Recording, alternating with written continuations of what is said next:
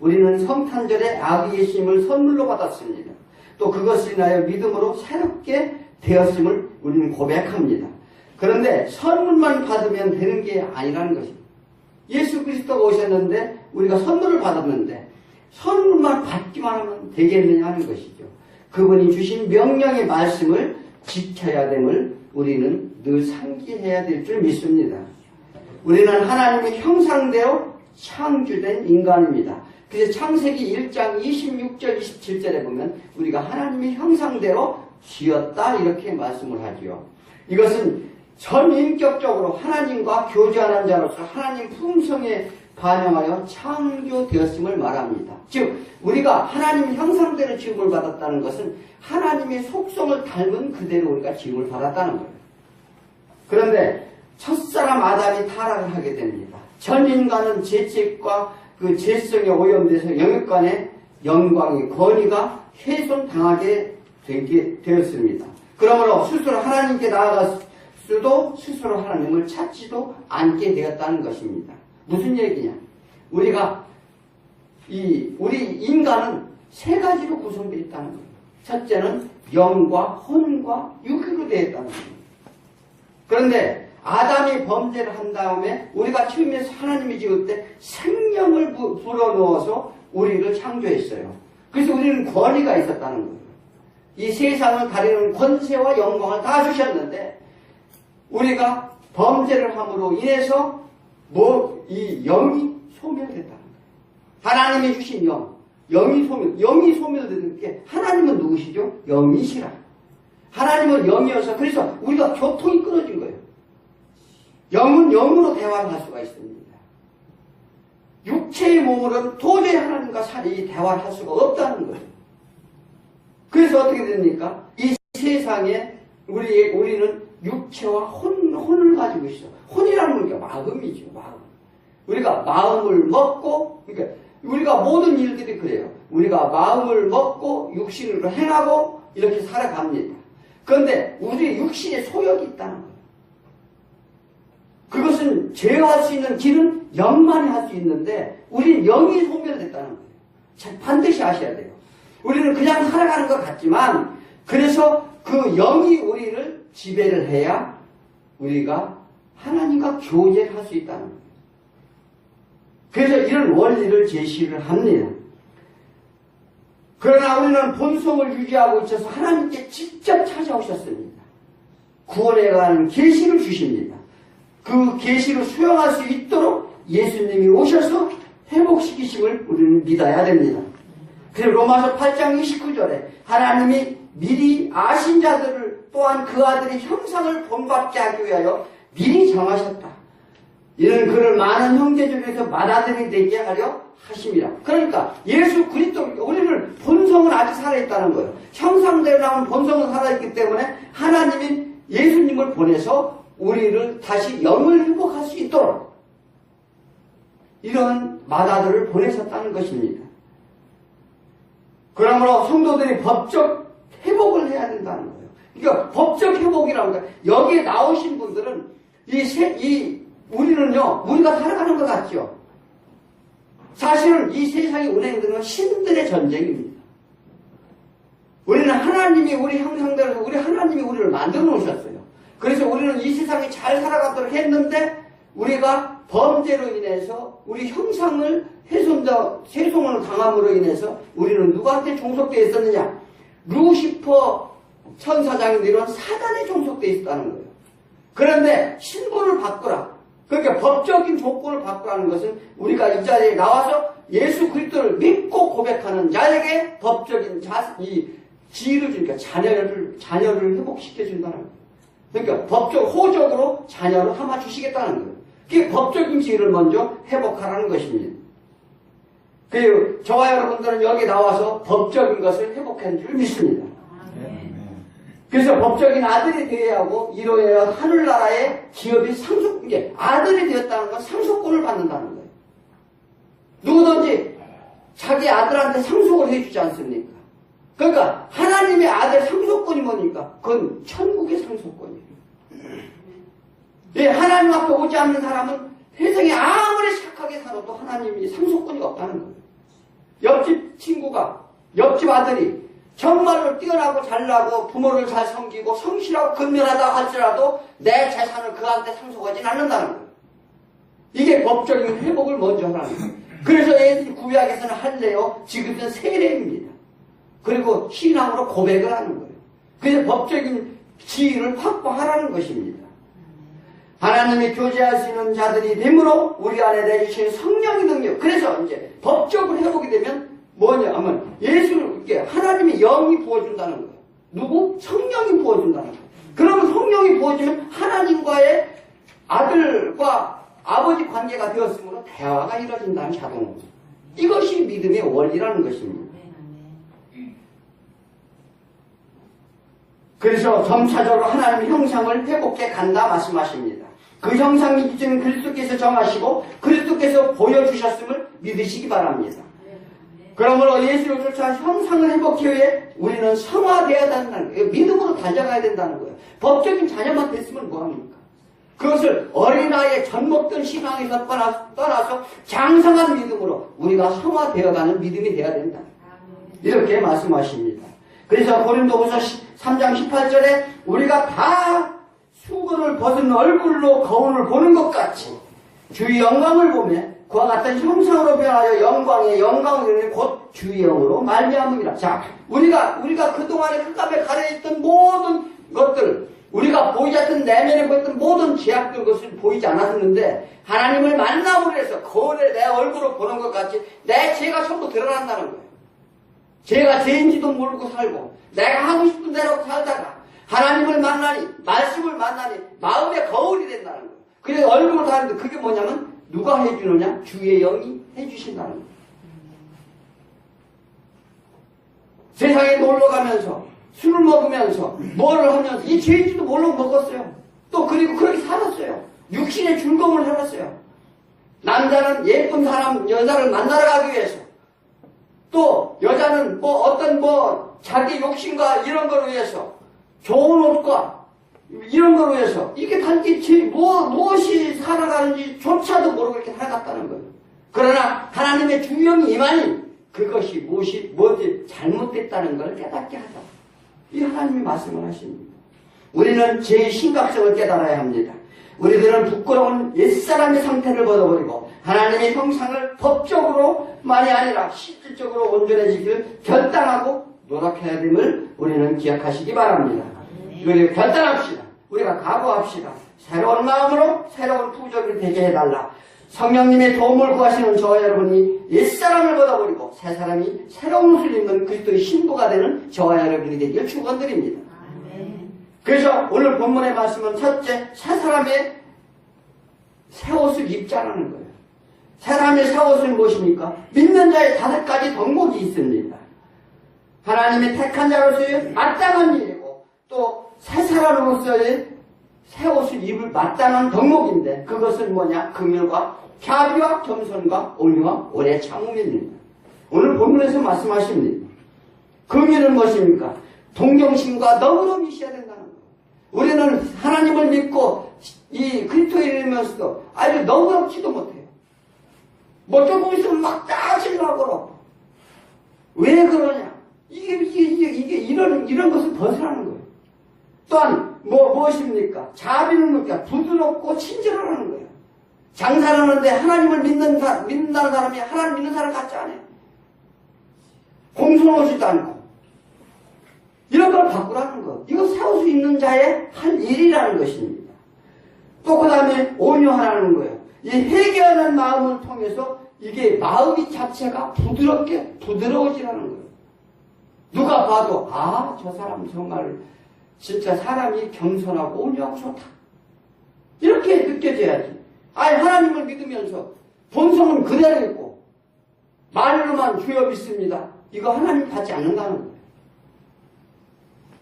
그 다음에 오래 참음이 있어야 된다는 것입니까? 이 오래 참는 것은 가장 중요한 게 복수하지 않는 마음을 가져야 돼요. 누가 조금 서운하게 했다고 해서, 누가 조금 나한테 해코지를 했다고 해서 그것을 내가 복수하는 자 그냥 두지 말아야지. 내가 저거 반드시 죽여버릴 거야. 이런 마음 갖지 말라는 거예요. 그것은 왜 그런 마음 갖지 말라는 이유가 있습니다. 하나님은요, 그렇게 되면은 우리를 위해서 하는 얘기예요. 우리가 피해를 본다는 거예요. 그래서 이런 덕목을 이 세 사람으로서 가지라는 것인데, 요한일서 2장 16절에 우리가 옛사람이 어떤 모습이었었느냐? 세상에 있는 모든 것이 우리 정욕과 이생이 자랑이니 다 아버지께부터 온 것이 아니요 세상으로부터 온 것이라. 그러므로 땅에 있는 지체의 욕, 이 정욕을 죽여라. 이렇게 말씀을 하십니다. 이 세상 것들은 세 가지가 있다는 거예요. 육신의 정욕. 정욕이 뭐냐? 이생의 자랑과 안목의 자랑이라는 거예요. 예수님이 말씀하시죠. 사람은 떡으로 사는 게 아니라 하나님의 말씀으로 사느니라. 이건 사탐이 시험할 때의 말입니다. 이 떡으로 산다는 건 우리가 육신으로 사는 게 아니라 하나님의 말씀을 듣고 깨달음으로써 우리가 살아갈 수 있다는 거예요. 육신으로 산다는 삶은 뭐냐면 우리의 육신을 위해서 살다 보면 죽음밖에 없다는 거예요. 모든 욕심과 아무리 우리한테 채우고 채워줘도 돈과 명예 채우고 채워도 권력이요? 나 4년만 하고 그만둘게. 4년 후에는 다시 또 4년 하게 해달라고 우리가 그러는 거예요. 한도 끝도 없다는 거예요. 우리의 욕심의 소유가. 그래서 그것을 위해 달려가다가 우리는 죽는 줄 모르고 죽는다는 것입니다. 인생은 자유함을 갖고 살아야 돼요. 무엇을 자꾸 얻고자, 무엇을 하고자, 이게 욕심내서 모든 이들에게 아픔을 주고 상처를 줘서는 안 된다는 것입니다. 우리는 연약해서 율법을 지킬 수 없습니다. 우리 힘으로는 새 사람이 될 수 없다는 것입니다. 그러면 육신의 정욕을 영이 왜 우리가 새 사람이 될 수 없다는 거, 우리가 할 수 있는 것이 없어요. 그런데 육신의 정욕은 우리가 왜 생기느냐? 영이 죽었기 때문에 생긴다는 거예요. 아까도 얘기했죠. 우리는 영과 혼과 육으로 되어 있다고. 그런데 영이 죽었기 때문에 안 된다는 것입니다. 성도는 영이 살아있을 때, 영이 인정을 받을 때 이길 수 있다, 이렇게 말씀을 하셔요. 우리가 이런 결단을 우선하는 게 필요합니다. 모든 것을 내가 이 옛날 구습을 버리고 우리가 모든 것을 내가 하나님의 말씀에 쫓아 살려고 하는데 이길 수 있는 것은 뭐냐? 영을 구하라는 거예요. 그래야 이길 수 있다는 것입니다. 내가 너희를 넉넉히 이기게 하리라. 이 성경의 전반에 걸쳐서 하나님의 영이 임할 때 너희는 이 세상을 이길 수 있느니라 늘 말씀을 하십니다. 이 육체가 성령이 떠나면 정욕적으로 육체가 됩니다. 이 정욕은 사단의 계획인 줄 우리는 아셔야 돼요.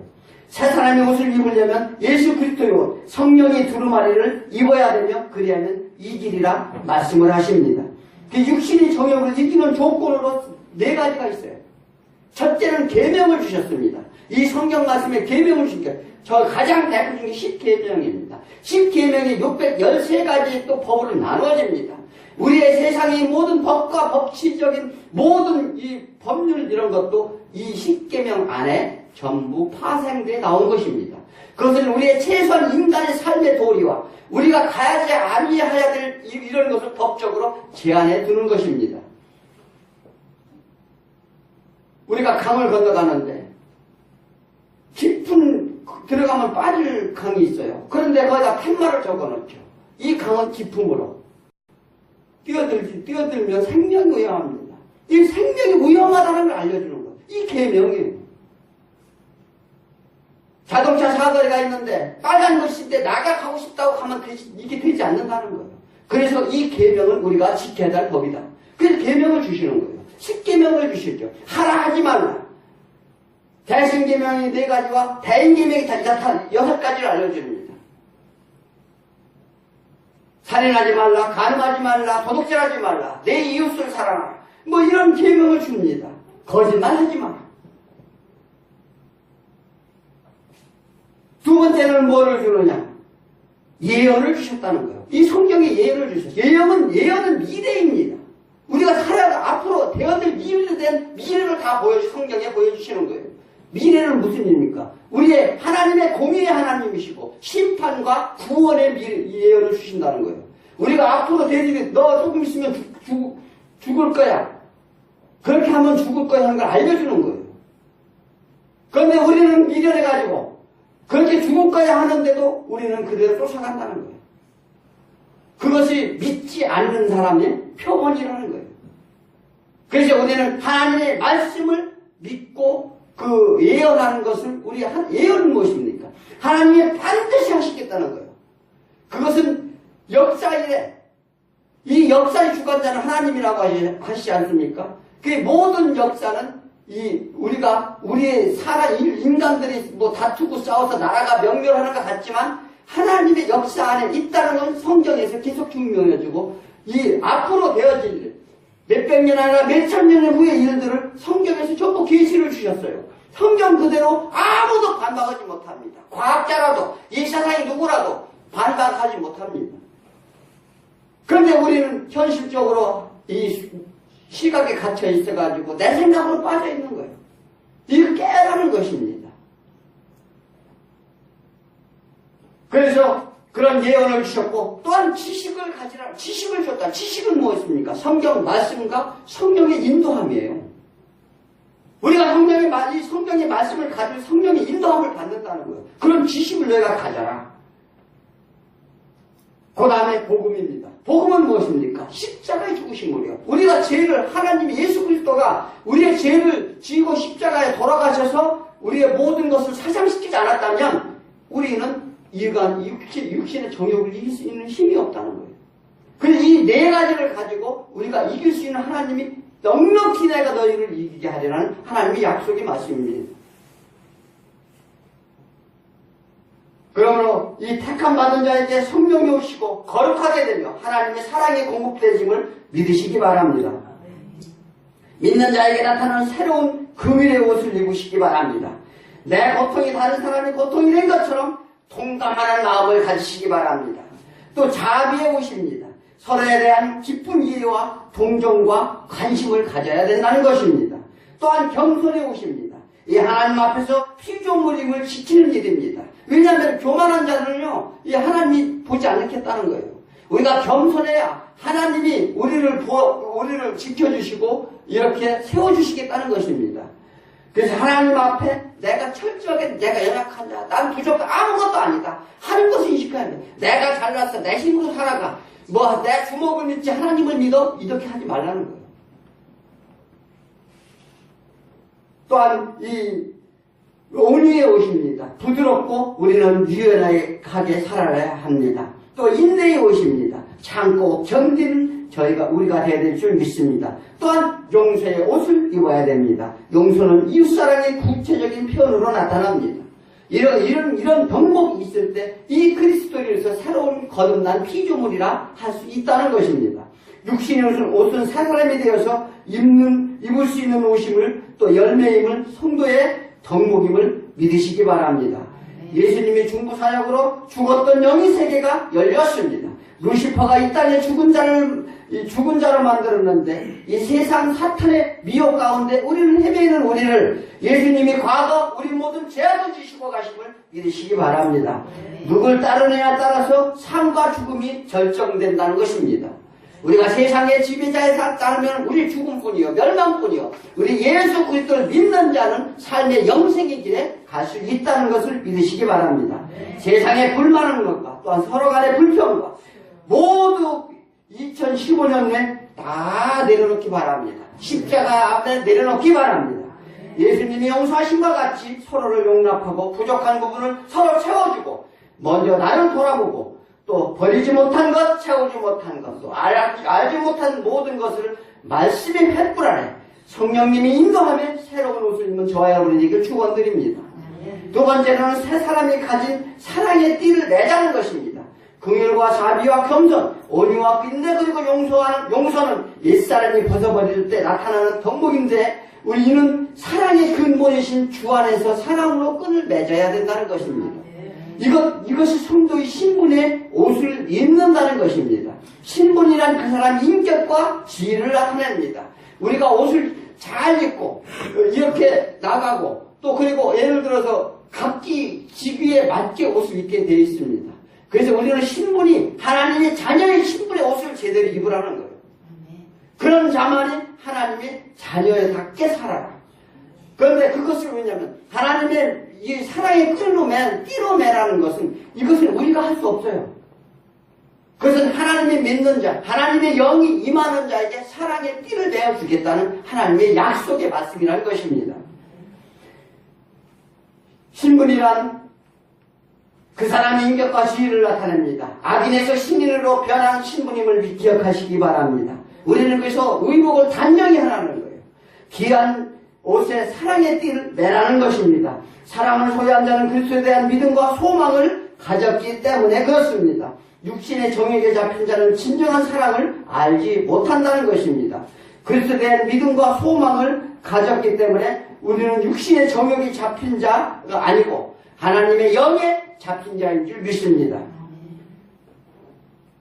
이미 그 안에 우리 육신의 정욕이 잡힌 자는 진정한 사랑을 알지 못하는 이유가 있는데 이미 그 안에 사탄이 있고 사단은 사랑을 외면하기 때문임을 믿어야 됩니다. 그래서 요한일서 4장 8절에 이렇게 말하죠. 사랑하지 아니하는 자는 하나님을 알지 못하나니 이는 하나님이 사랑이심이라. 이 사랑이라는 것은 하나님께부터만 나기 때문에 그래요.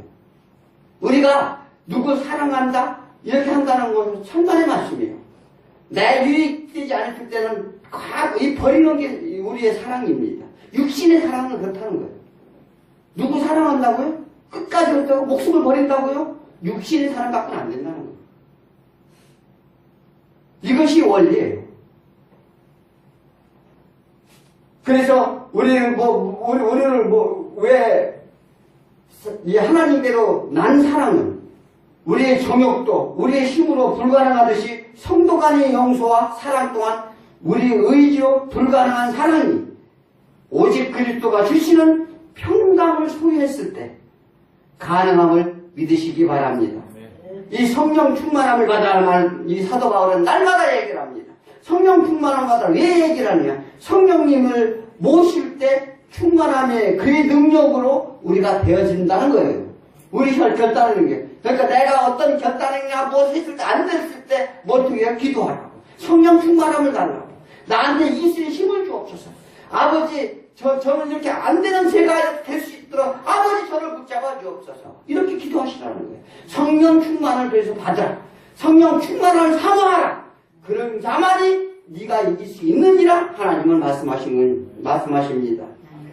그러니까 우리가 이게 우리가 이 수도성들이 그래요. 우리가 뭐냐면 그들은 영이 없고 혼과 육이 있습니다. 그러면 육을 이기려고 혼을 수련시키는 거예요. 10년, 20년 수련을 하면 어느 정도 된다는 거예요. 그러나 그들은 딱 나와서 세상 가운데 나오면 안목의 정욕으로 넘어진다는 것입니다. 이것이 원리라는 거예요. 그래서 내가 결단을 하고 하나님한테 의뢰하라는 거예요. 이기게 해주옵소서. 정면 충만한 주옵소서. 내 길을 인도하여 주옵소서. 그러면 우리의 모든 구습을 버릴 수 있다는 것입니다. 내가 구습을 버렸을 때 얼마나 세상이 자유롭게 되는지 그때 깨닫게 됩니다. 알게 된다는 거예요. 우리 믿는 자의 동복이 그렇다는 것입니다. 그래서 우리의 정욕도 우리의 힘으로 불가능하듯이 성도 간의 용서와 사랑 또한 우리의 의지로는 불가능하다는 것입니다. 오직 그리스도가 주시는 평강을 소유했을 때만 가능함을 믿으시기 바랍니다. 성령 충만함을 그래서 받으십시오. 먼저 내 죄의 사함을 먹고 죄악에 벗어나며 그 은혜에 대한 보답으로 행할 수 있습니다. 여러분이 새해는 이런 사랑의 띠로 매인 모두가 되시길 축원드립니다. 마지막으로 새 사람의 평안을 가져온다는 것입니다. 이 새 사람이 새 옷을 입으면 평안을 가져온다는 거예요. 그리스도의 평강이 너희 마음을 주장하게 하라 말씀하십니다. 세상에 근심 걱정이 너무 많습니다. 또 사람과의 관계에서 또 여러 불협화음도 많습니다. 또한 직장과 사업장 어느 곳에서나 이것을 그런 모든 문제를 예수님이 주장케 하라는 거예요. 내가 주장하지 말고 예수님이 주장하게 해라. 너희가 힘들고 어렵고 어떤 문제가 있을 때 너희 입술을 주장하지 마라. 내가 하리라. 나를 믿고 의지하라. 이렇게 말씀하십니다. 그래서 우리는 내가 하면 어떻습니까? 불안합니다. 화납니다. 또 열받을 때도 너무 많습니다. 또 짜증이 날 때 너무 많습니다. 또 용서가 안 되기도 합니다. 모두가 내 방법이기 때문임을 우리는 알아야 됩니다. 그래서 하나님의 말씀이 가고 기도하고 성령이 임하면 용서 안 되고 나도 모르게 되는 거예요. 내가 두렵던 거 나도 모르게 평안이 옵니다. 이것이 하나님의 신비한 힘이라는 거예요.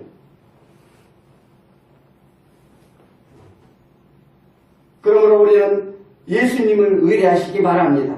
예수님께 물어보십시오. 또 기도하시기 바랍니다. 예수님의 평강을 소하여 지배하도록 우리는 하라는 것입니다. 그 요한복음 14장 27절에 평안은 너희에게 끼치노니 곧 나의 평안 너희에게 주노라. 내가 너희에게 주는 것은 세상이 주는 것과 같이 아니하니라. 너희는 마음의 근심도 말고 두려워하지도 말라. 이게 뭐냐면 육신에 우리가 수도를 한다고 해서 되는 게 안 되는 것 같이 너희 마음의 근심도 말고 두려워하지 하지 말라. 이 예수님이 주는 것은 세상에서 주는 것과 다르니라. 이렇게 말씀하십니다. 근심하는 것은, 불평하는 것은, 화내는 것은 그리스도께 맡기지 못했기 때문임을 우리는 알아야 됩니다. 우리가 모든 일들 살아가면서 그래요. 화날 때도, 근심할 때도, 여러 가지 현상이 있습니다. 그때마다 기도하시라는 거예요. 그러면 하나님이 오셔서 내 마음의 평화를 주고 모든 것을 안정시켜 준다는 거예요. 이것은 기밀이에요. 이 믿음 있는 사람은요, 그때부터, 영적으로 그때부터 즉각 그렇게 해요. 그 화를 냈다가도, 내가 힘들었다가도, 하나님 앞에 기도를 하면, 정말로 나 마음이 평안해요. 내가 당장 돈이, 수백만 원이 당장 없어졌어도, 도둑질 맞아도 죽을 것 같죠. 그러나, 하나님께 기도하고 의지하면, 마음의 평안을 가져온다는 거예요. 그러니까, 의뢰하는 자에게 길을 보여주시겠다.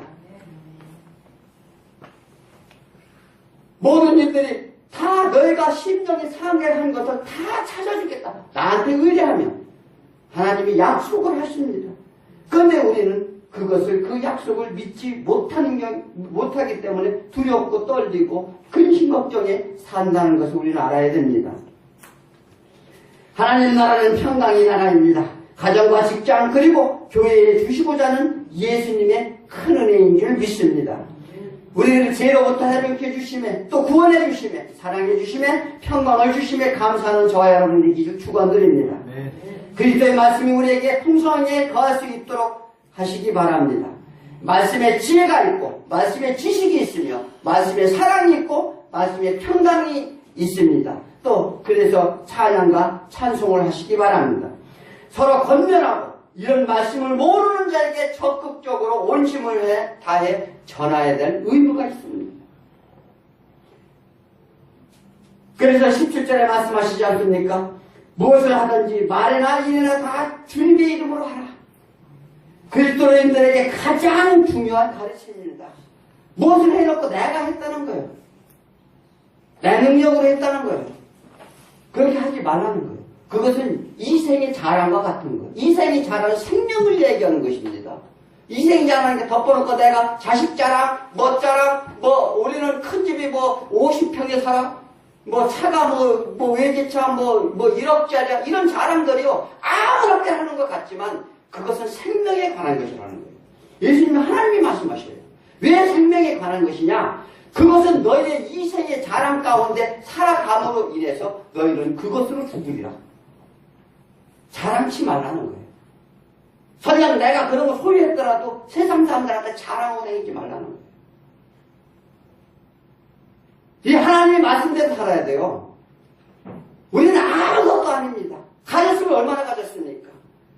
주었으면 뭐가 살랐습니까? 하나도 살란 게 없어요.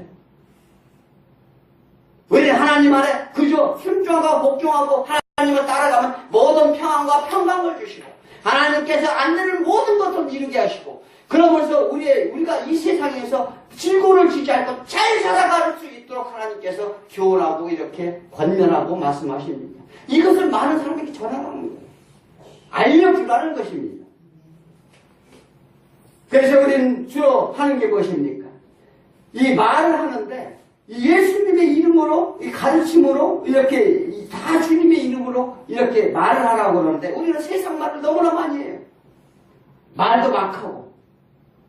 뭘 자랑하겠다고, 아들 자랑하고, 딸 자랑하고, 직장 자랑하고, 옷 자랑하고, 차 자랑하고, 이런 것들이, 이거요. 다 소용없는 거예요.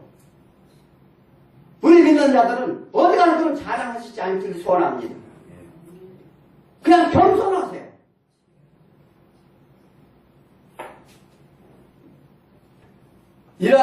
이것은 모두 육신의 자랑임을 기억하시기 바랍니다. 행동하는 일 또한 마찬가지입니다. 믿는 자는 예수의 중표가 나타나야 된다는 것입니다. 사람은 의와 생명에 거듭난 신분입니다. 자기를 창조하신 이 형상에 따라 자식이 되기까지 새롭게 하심을 입은 자라는 거예요. 이게 하나님은 말씀하시죠. 여기 11절입니다. 헬라인이나 유대인이나 이방인이나 야만인이나 자인이나 성이나 사람자나 모두의 주인이시다. 차별을 두지 않는다는 것입니다. 잘난 사람, 대통령이 됐든 장관이 됐든 또 어디 종로를 하든 어디 사장이든 상관하지 않는다는 거예요. 다 똑같다는 거예요. 예수님이 말씀하십니다.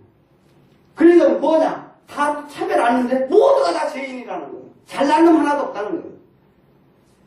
우리가 한 줄로 세워지면 반에서 킥킥 적은 순서대로 쭉 쓰죠. 옆에서 보면 키가 굉장히 상당히 차이 나는 것 같아요. 그런데 하늘을 쳐다보면 머리밖에 안 보인다는 거예요. 다 똑같다는 것입니다.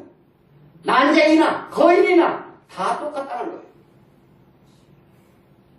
우리는 이런 것을 깨달아야 돼요.